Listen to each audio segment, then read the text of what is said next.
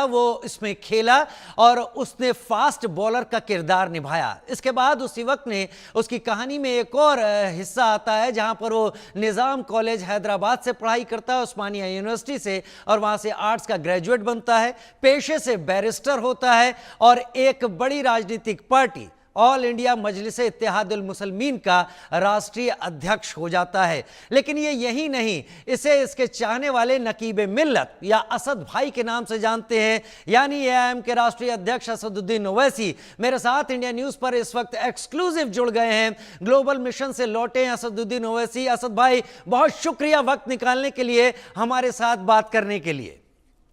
जी, बहुत शुक्रिया आपका, आपने दावा मुझे बुलाया। असद भाई, एक बड़ी विजिट रही आपकी और आपकी विजिट के चर्चे यहां भारत में, हिंदुस्तान में जबरदस्त रहे। क्या सोशल मीडिया, क्या टीवी, हर कहीं आपकी तकरीरें सामने रही, आप क्या कुछ कहते रहे। इस पूरी विजिट के बारे में बताएं। शुरू जब हुई तब आपके दिमाग में क्या चल रहा था, जब आप एक एक करके एक एक जगह पहुंचते गए और अपनी बातों को रखते गए, तब आपका दिमाग क्या सोच रहा था, किस तरीके से आप उस मिशन को अंजाम पर पहुंचा रहे थे असद भाई? नहीं, मेरा मानना यह है कि जो डेलीगेशन में मैं गया था,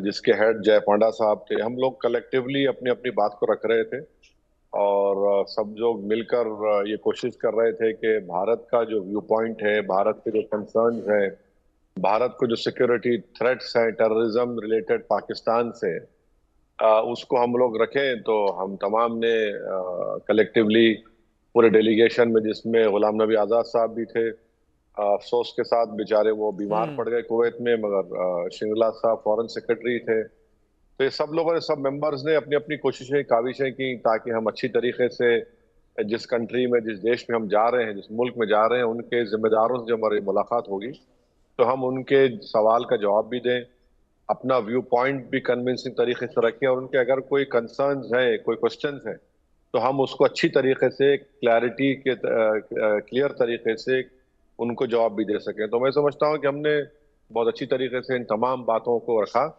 और ओवरऑल मैं समझता हूं कि इस डेलीगेशन ने बहुत अच्छी मेहनत की, बहुत अच्छा काम किया।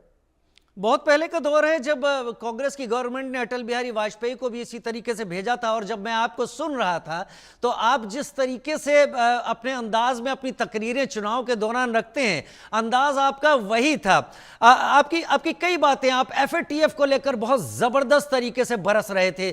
थोड़ा उस बारे में बताएं कि आपने जब घेरा और अपनी बातों को रखा तो क्या क्या पॉइंट से आपने जहां पहुंचे उनको अपनी बात सामने रखी। देखिए, भारत सरकार ने जो 4 कंट्रीज को सेलेक्ट किया वो बड़े इंपॉर्टेंट है, जिसमें हम गए थे। अल्जीरिया, जो ओआईसी का मेंबर है, और ये दूसरे 3 कंट्रीज जीसीसी के और ओआईसी के मेंबर हैं, बहरीन, कुवैत और किंगडम ऑफ सऊदी अरेबिया। इसमें एक कंट्री अभी नॉन परमानेंट सिक्योरिटी काउंसिल का मेंबर है, एक कंट्री आइंदा साल उसका नॉन परमानेंट मेंबर बनेगा। ये चारों कंट्रीज ने 2018 में भारत ने की कोशिशों पर, जो पाकिस्तान को ग्रे लिस्ट में डाला गया, तो इन चारों कंट्रीज ने ऑब्जेक्ट नहीं किया था पाकिस्तान के इंक्लूजन को। और ये भी बात आपको जानना चाहिए कि सऊदी अरेबिया में करीब 27 लाख भारत के लोग मेहनत करके, कमाकर, और जो भारत को जो फॉरेन एक्सचेंज आता है उसका 6% किंगडम ऑफ सऊदी अरेबिया से आता है।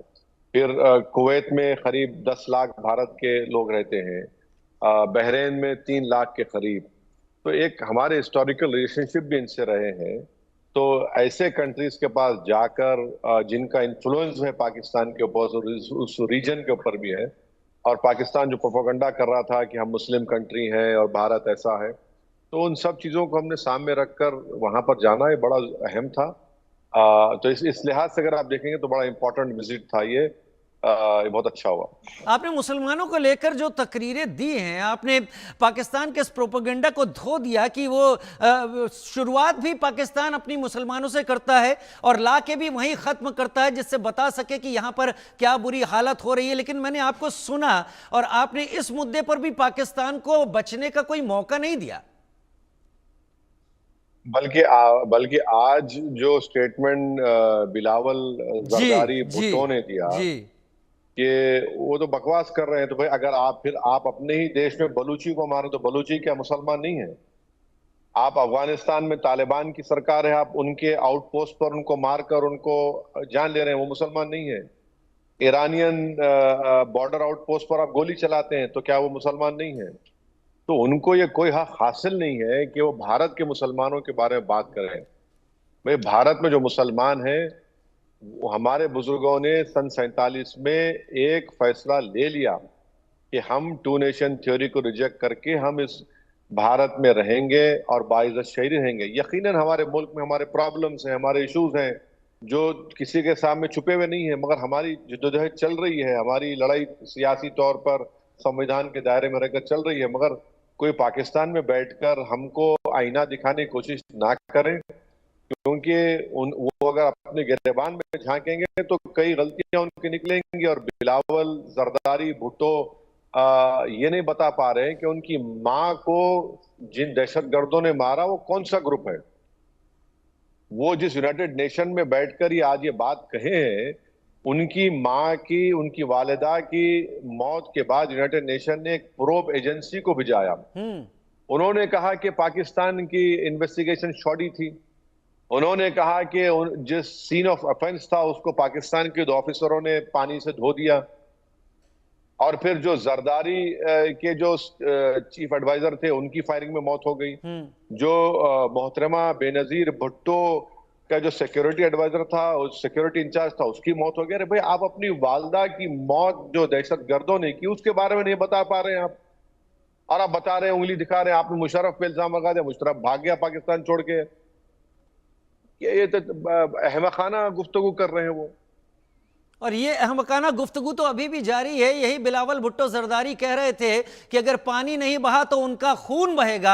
आज वही जाकर यूएन में कह रहे हैं कि हमें बातचीत की पेश